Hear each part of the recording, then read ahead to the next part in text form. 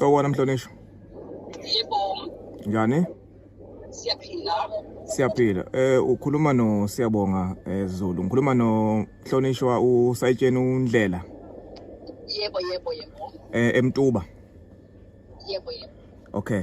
Ngicela ukuba nesikhathi sakho ma ngicela wazi ukuthi njengoba sikhuluma uya recording for social media platforms. Kunodaba la kunodaba engangilwenza last year around September October lwenyanga yasemtuba eyabhebhi ingane ezimbili zandawonye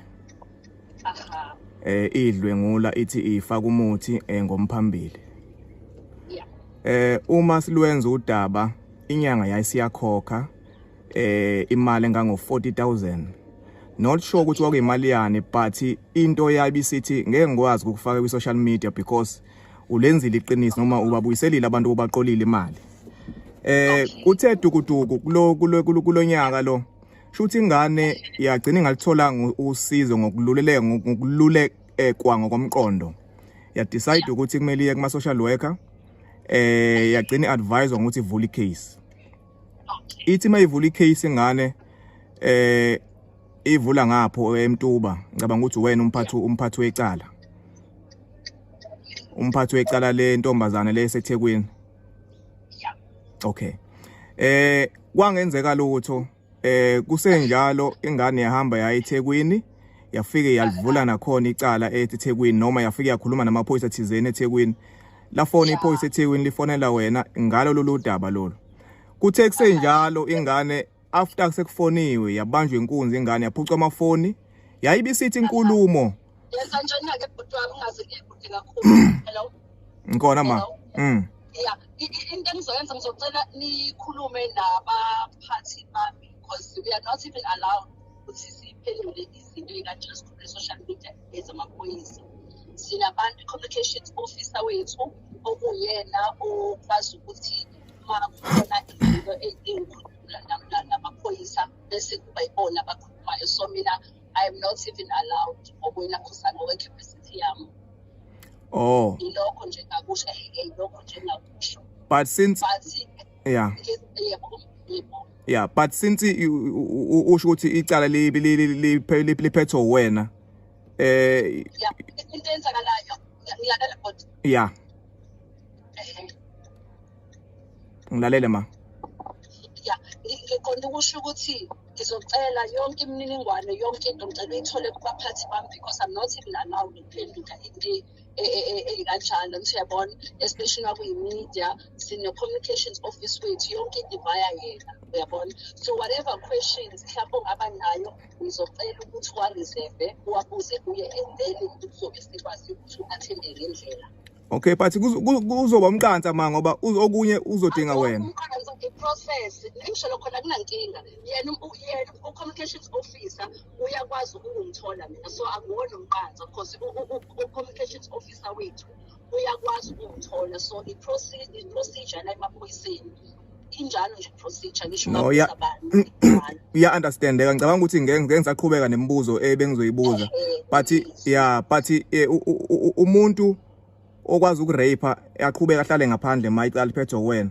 Ngicabanga ukuthi it's not about ukuthi kukanjani mhlambe uzothola uncazeleke ngcono if mangase uconsult communications officer wethu iyona ndlela mhlambe uzokwazi ukuthi uphenduleke nalapho mhlambe khona ena understand ikhona ngiyabona. No. So ilokho nje ngicela kini ngesihle lokho nje kuphela ukuthi ngicela uconsult communications officer wethu wakamsane and then ke emva kwalokho ke ngizobe senikwazi ukuphenduleleka nezinye izinto mhlambe ofisa ukusisho nokuyibuza ngizobe senikwazi ukuthi ngiphenduleke ngendlela. Ngiyakuzwa ntokazi noma ngikubona nje ngokubaleka lokho ngoba phela there's nothing eyimfihlo. Akona ukubaleka iprocedure ngithi sonke sisebenza ngemithetho esibhayindile. So nami-ke ilokho ngenza ukuthi noma ngabe ngifisa ukuphendula ngenxa yomthetho ongibhayindile othi whenever kune-media ifuna ukwazi izinto, we've got our communications officer okuyena onamandla negunya lokuphendula imibuzo nezinto ey'vela kanje. But you did manage, but you did manage ukusenda ama-text wasendela omunye umuntu of which I still have loma text, and you did manage to communicate. Yonke loo nto ivayise u-communications manager akukho engizokuphendula ngoba mina yabona into okhuluma ngayo angeke ngize ngilokhu ngikhuluma into ey'ningi. It's simple, asilwi, yenza lokho engitshela i-procedure, it's a process, just do as ngitshela uzobona uzophenduleka ngendlela. Ungakwazi ukungisendela inamba yakhe manje. Ukunakhuzana ngizocela ukufonela inamba yase-ofisini uma ngifika e-ofisini iyangena le namba yakhe ngithi iyasebenza. Ngizokufonela uma ngifika e-ofisini nge-landline, then-ke khona uzokwazi ukuthi u-attende-ke ngixhumanise inamba yakho ku-communications officer wethu. Okay, Mhlonishwa uNdlela, cause into ebaluleke kakhulu ubulungiswa mfowethu. Asisebenzeni.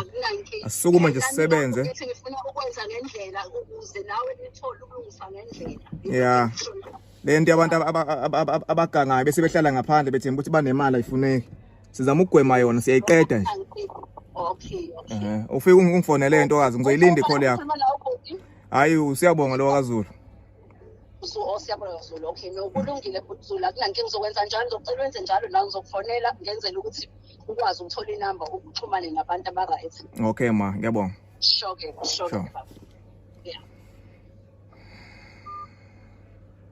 Akekho umuntu ozobhebha abantu kungavunyelwene bese kuthiwa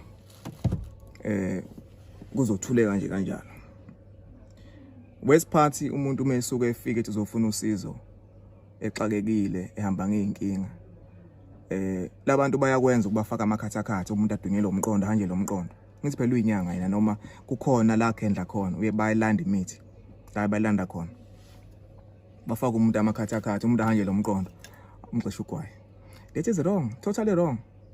And the West Party uma umuntu esevula icase kuthiwa kaboshwe nemali uyakhokha yena unemali.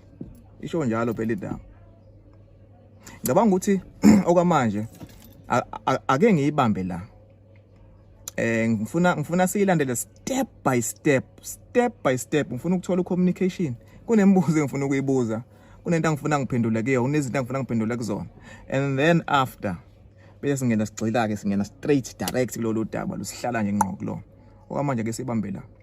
Akethi mayibuya untokazi noma ngani uzobuya namhlanje noma uzobuya kusasa, but kusasa whether uyabuya namhlanje noma ngabuyi sekuzoba kuyena.